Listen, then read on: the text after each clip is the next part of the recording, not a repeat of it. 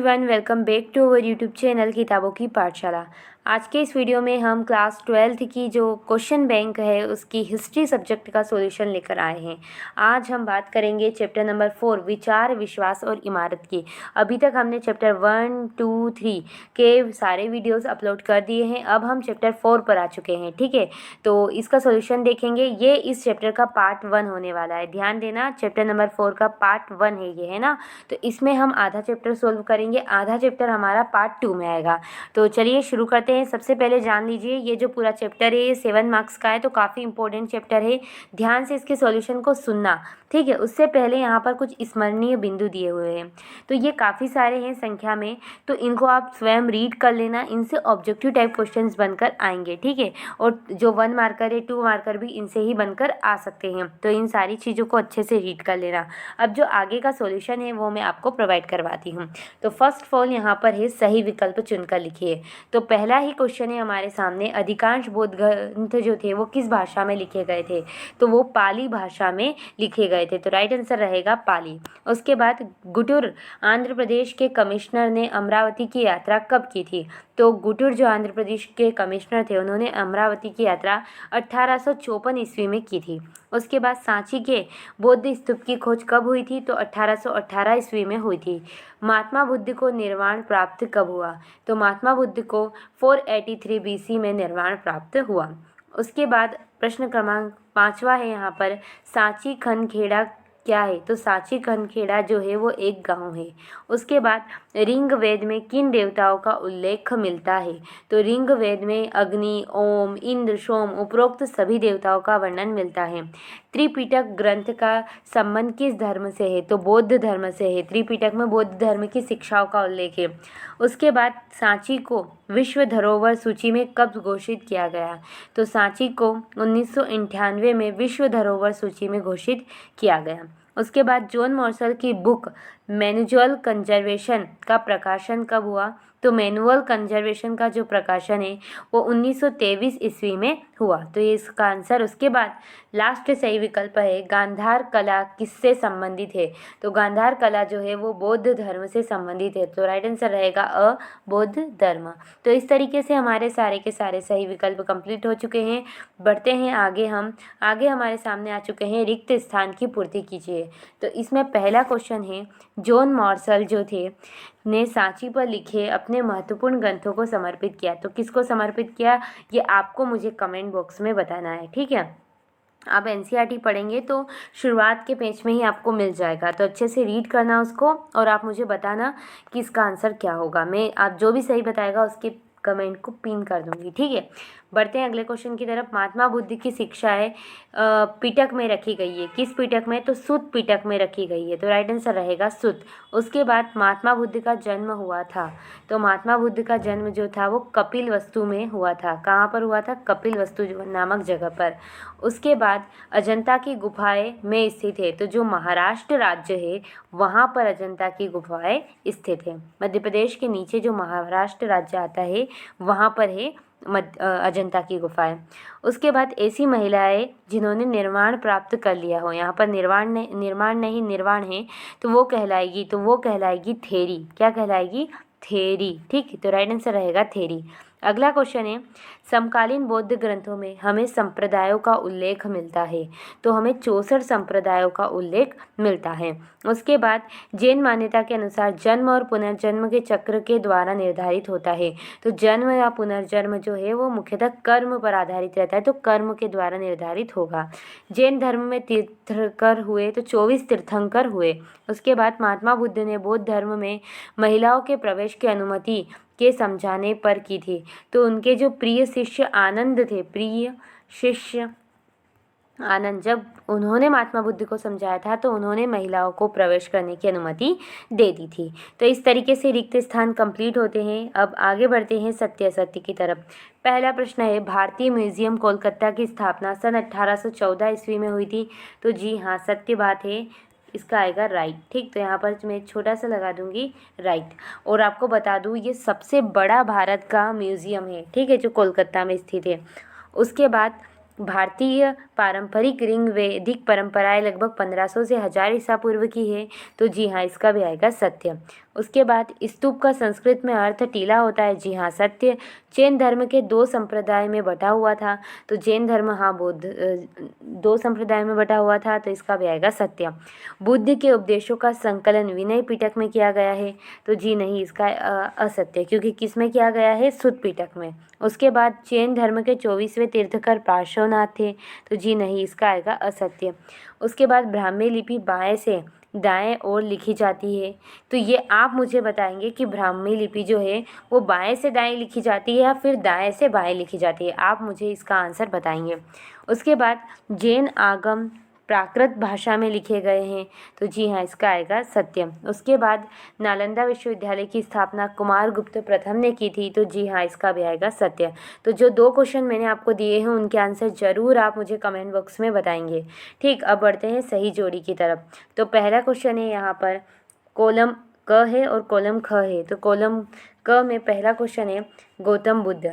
तो गौतम बुद्ध जो थे उनके बचपन का नाम क्या था? सिद्धार्थ। तो राइट आंसर रहेगा सिद्धार्थ।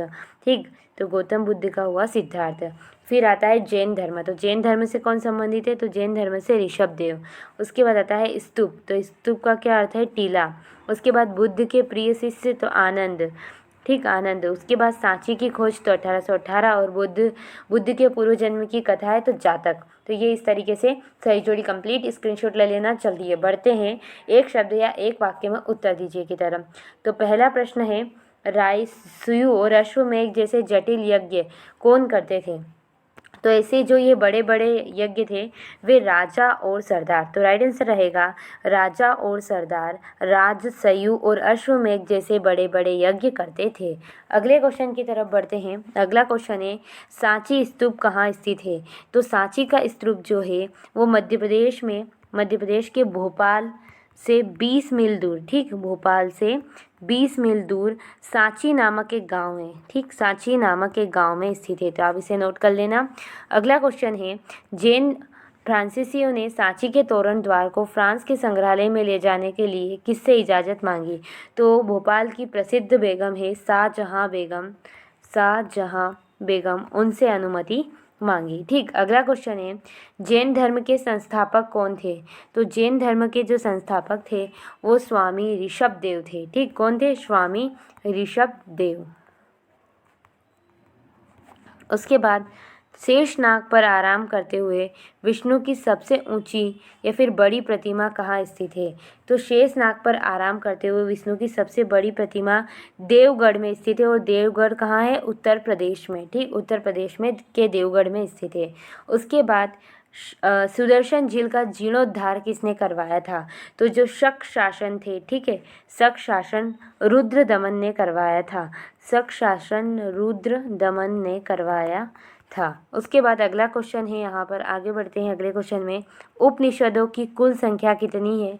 तो उपनिषदों की 19 मुख्य संख्या है, मुख्यतः 19 उपनिषद है। उसके बाद यहाँ पर अगला क्वेश्चन है, महात्मा बुद्ध ने अपना प्रथम उपदेश कहाँ दिया था? तो कॉमन सा क्वेश्चन है और सबको आंसर पता है, सारनाथ में। इस तरीके से सही विकल्प और सही जोड़ियाँ रिक्त स्थान एक वाक्य में कंप्लीट होते हैं। अब यहाँ पर लघुत्तरी क्वेश्चन आ चुके हैं, तो इनको भी एक एक कर सोल्व करेंगे। अब हम यहाँ पर लघुत्तरी प्रश्न को देखते हैं। प्रश्न क्रमांक पहला है, स्तूपों की खोज कैसे हुई है? समझाइए। तो चलिए इसके आंसर को भी देखते हैं। जैसा कि आप स्क्रीन पर देख सकते हैं, स्तूपों की खोज। स्तूप का अपना इतिहास है, साथ ही साथ इसकी खोज का भी इतिहास है।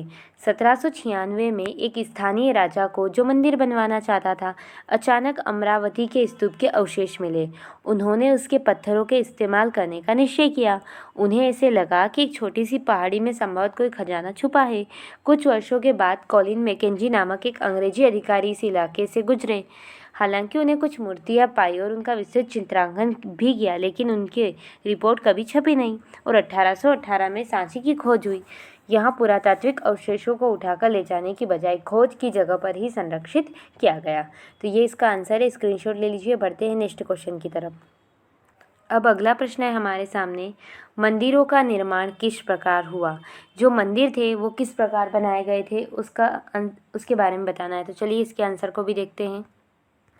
जैसा कि आप स्क्रीन पर देख सकते हैं, मंदिरों का निर्माण जिस समय सांची जैसे स्तूप विकसित रूप में आ गए थे, उसी समय देवी देवताओं की मूर्ति को रखने के लिए सबसे पहले मंदिर भी बनवाए गए। शुरू के मंदिर एक चौकोर कमरे के रूप में था, जिनमें गर्भगृह कहा जाता था। इनमें दरवाज़ा होता था। धीरे धीरे गर्भगृह के ऊपर एक ऊंचा ढांचा बनाया जाने लगा, जिसे हम आज के टाइम पे शिखर कहते हैं और कहा जाता था। ग्रह के ऊपर शिखर होता था। बाद के लोगों में मंदिरों के स्थापत्य का काफ़ी विकास हुआ। अब मंदिरों के साथ विशाल सभा स्थल, ऊंची दीवारें और तोरण भी जुड़ गए हैं। तो इस तरीके से मंदिरों का निर्माण होता था। तो ये इसका आंसर है, स्क्रीनशॉट ले लीजिए। बढ़ते हैं नेक्स्ट क्वेश्चन की तरफ। अब यहाँ पर नेक्स्ट क्वेश्चन है, जैन धर्म की 3 मुख्य विशेषता लिखिए। तो जो जैन धर्म था उसकी क्या क्या विशेषता है, चलिए इसके आंसर को देखते हैं। फ्रेंड, जैसा कि आप स्क्रीन पर देख सकते हैं, जैन धर्म की विशेषता है। जैन धर्म ईश्वर के अस्तित्व में विश्वास नहीं रखता था। इस धर्म के अनुसार यह सृष्टि किसी ईश्वर की कृति नहीं वरन आदि और अनंत है। यानी कि जैन धर्म के अनुसार ईश्वर नहीं होता है। उसके बाद जैन धर्म के अनुसार मनुष्य को उत्तम कर्म करना चाहिए, क्योंकि उसे अपने कर्मों का फल ही भोगना पड़ता है। उसके बाद जैन धर्म में अहिंसा के सिद्धांत में विशेष आस्था प्रदर्शित की। किसी भी जीव हत्या को उन्होंने पाप बताया। तो ये जैन धर्म की 3 मुख्य विशेषताएं हैं। जल्दी से इसका स्क्रीनशॉट ले लीजिए। चलिए बढ़ते हैं क्वेश्चन बैंक की तरफ। अब हमारे सामने प्रश्न क्रमांक 4 है, त्रिपिटक की 3 विशेषता लिखिए। जो त्रिपिटक ग्रंथ है या फिर कह सकते हैं एक पोथा है, उसकी विशेषता बतानी है। तो चलिए देखते हैं इसके आंसर को। तो जैसा कि आप स्क्रीन पर देख सकते हैं, त्रिपिटक की विशेषताएं। त्रिपिटक का अर्थ है 3 टोकरियाँ। पहली विशेषता कि त्रिपिटक का शाब्दिक अर्थ है 3 टोकरियाँ। दूसरा, त्रिपिटक में बुद्ध की जो शिक्षा है उसका संकलन है। और त्रिपिटक को पाली तथा संस्कृत भाषा में लिखा गया है। तो ये इसका आंसर है, स्क्रीनशॉट ले लीजिए। चलिए बढ़ते हैं नेक्स्ट क्वेश्चन की तरफ। अब हमारा यहाँ पर 5वां प्रश्न है, हीनयान और महायान में अंतर लिखिए। तो जो हीनयान और महायान है उनमें क्या डिफरेंस है ये बताना है। तो चलिए इसके आंसर को भी देखते हैं। तो जैसा कि आप स्क्रीन पर देख सकते हैं, एक तरफ हीनयान और दूसरी तरफ महायान। हीनयान जो थे वो महात्मा बुद्ध के उपदेशों को मानते थे। महायान जो थे वो महात्मा बुद्ध की शिक्षाओं को तो मानते थे, लेकिन इसके साथ साथ बोधिसत्वों की शिक्षाएं भी इसमें निहित थी। हीनयान एक दार्शनिक सिद्धांत है, जबकि महायान क्या है, एक धर्म है। हीनयान में महात्मा बुद्ध को एक महापुरुष समझा जाता था और महायान में महात्मा बुद्ध को देवताओं का प्रतिरूप माना जाता है। हीनयान जो है वो मूर्ति उपासक नहीं है। महायान में मूर्ति पूजा की जाती है। हीनयान में पाली भाषा का प्रयोग मिलता है। महायान में संस्कृत भाषा का प्रयोग मिलता है। हीनयान सन्यासी जीवन पर बल देता है, जबकि महायान जो है वो गृहस्थ जीवन पर बल देता है। तो ये जो थे ये इसके डिफ्रेंसिएशंस थे। तो इनका स्क्रीनशॉट सबसे पहले यहाँ से यहाँ तक, पहला, दूसरा, तीसरा, चौथा, 5वां, 6ठा। ठीक, चलिए बढ़ते हैं क्वेश्चन बैंक की तरफ। तो इस तरीके से हमने 5वां क्वेश्चन कंप्लीट कर लिया है। अब जो ये आगे के सारे क्वेश्चन हैं, ठीक है, और यहाँ तक के जो आपके 20 नंबर तक के क्वेश्चन हैं, इन सबको हम पार्ट 2 में सोल्व करेंगे। ये इसका पार्ट 1 रहने वाला है, ठीक है। तो इस पार्ट 1 में हमने जहाँ तक ऑब्जेक्टिव जो हो सकते थे वो, और सारे जो लघुत्तरीय क्वेश्चन हैं ये सब हमने यहाँ पर सोल्व कर लिए हैं। अब जो क्वेश्चन नंबर 5 है उससे हम आगे देखेंगे, ठीक। तो आई होप ये वीडियो आपके लिए हेल्पफुल रहा होगा। अगर हेल्पफुल रहा है तो प्लीज़ वीडियो को लाइक करें, शेयर करें, हमें इंस्टाग्राम पे फॉलो करें, टेलीग्राम पर आप ग्रुप ज्वाइन कर सकते हैं, और ज़्यादा से ज़्यादा अपने फ्रेंड्स को इस वीडियो को रेफ़र करें। थैंक्स फॉर वॉचिंग, धन्यवाद।